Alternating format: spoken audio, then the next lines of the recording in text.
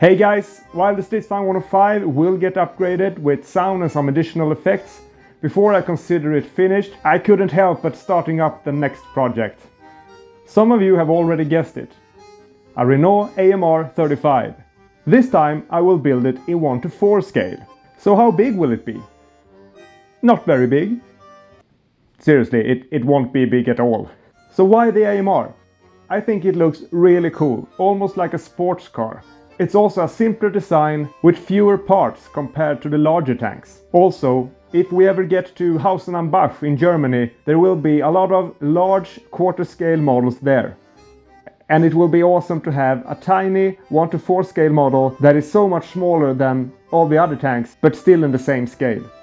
This project might take some time though, since the mechanic I made 5 weeks ago still has very small hands. To up my game a bit, I will be using ASA filament and heat-resistant PLA this time. You should be able to leave this model out in the sun. I also might try and make the upper part of the model in metal. We'll see. It will be powered by electric drills, like my previous tanks, and I think it will be a small but nimble tank. The tracks, however, are very narrow even in this scale, so we'll see how it goes. Thanks for watching.